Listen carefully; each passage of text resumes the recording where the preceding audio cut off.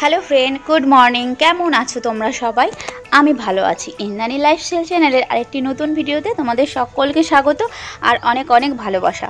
আজকে অনেক দেরি হয়ে গেছে, মানে একটু দরকার ছিল, তাই বাজারে যেতে হয়েছিল।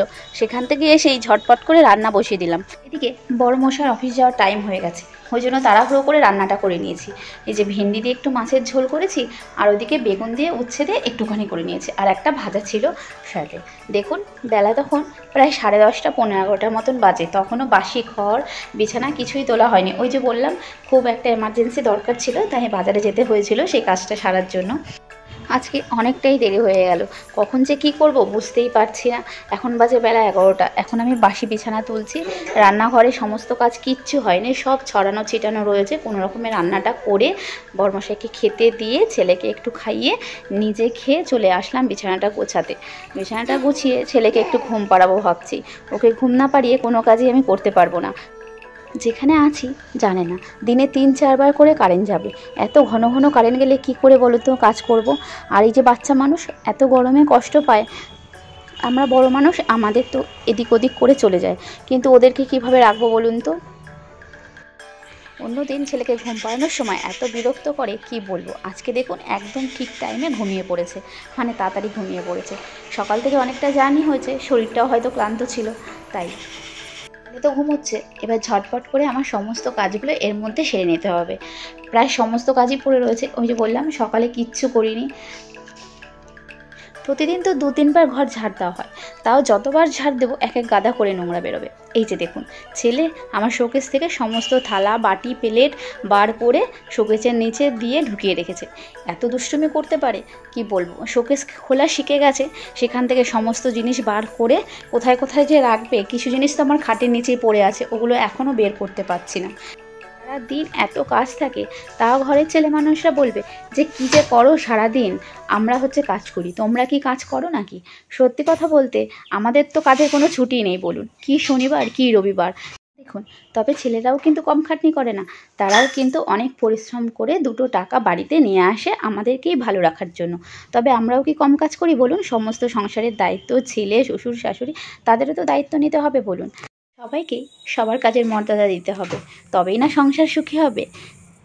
মা হয়ে যাওয়ার পর থেকে মেয়ে মানুষের আরও কাজের চাপ বেড়ে যায়। ওই যে বললাম, আমি সংসারের চাপ তো আছেই, তারপরে তো সন্তানদের চাপ, সেটা তো আলাদা।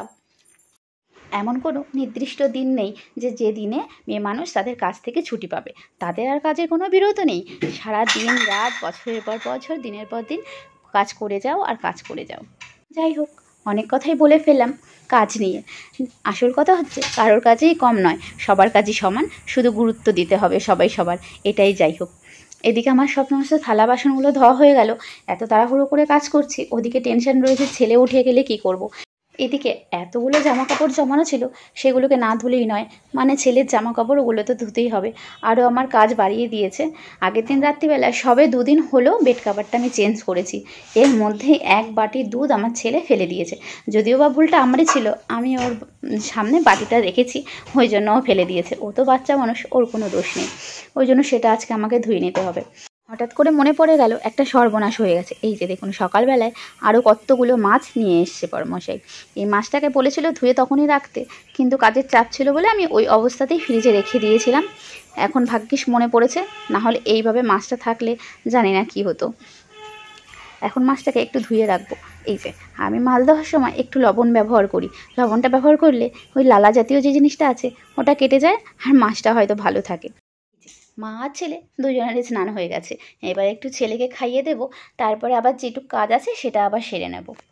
জামা কাপড়গুলো এখনও মেলতে যাওয়ার টাইম পাইনি, এদিকে অনেকটা দেরি হয়ে গেছে, তাই ভাবলাম আগে ছেলেকে খাইয়ে নিই, তারপরে জামা কাপড়গুলো মেলতে দিয়ে আসবো। এই যে চলে এসেছি জামা কাপড় মেলতে।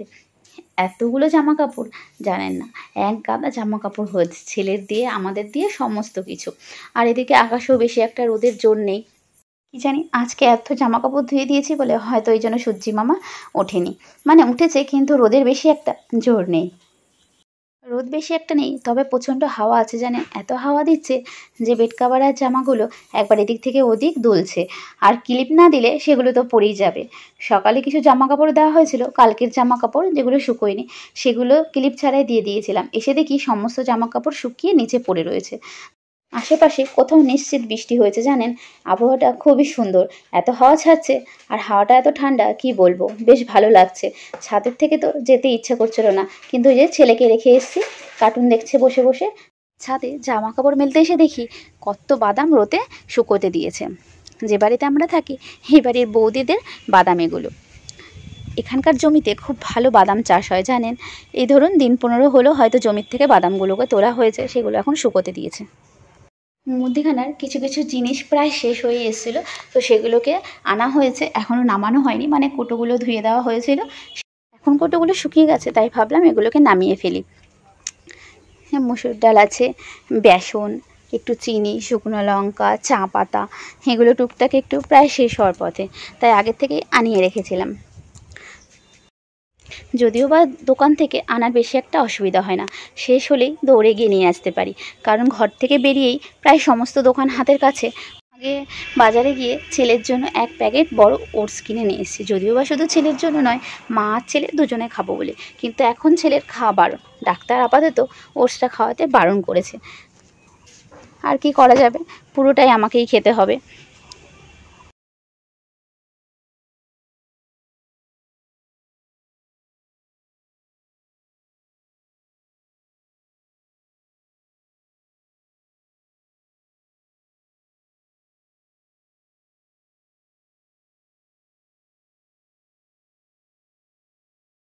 এই যে দেখুন, আগের দিন বড়মশাই অফিস থেকে ফেরার পথে কতগুলো পুঁটি মাছ নিয়ে এসে, বললাম ঘরে এত মাছ রয়েছে তাও কেন মাছ এনেছো?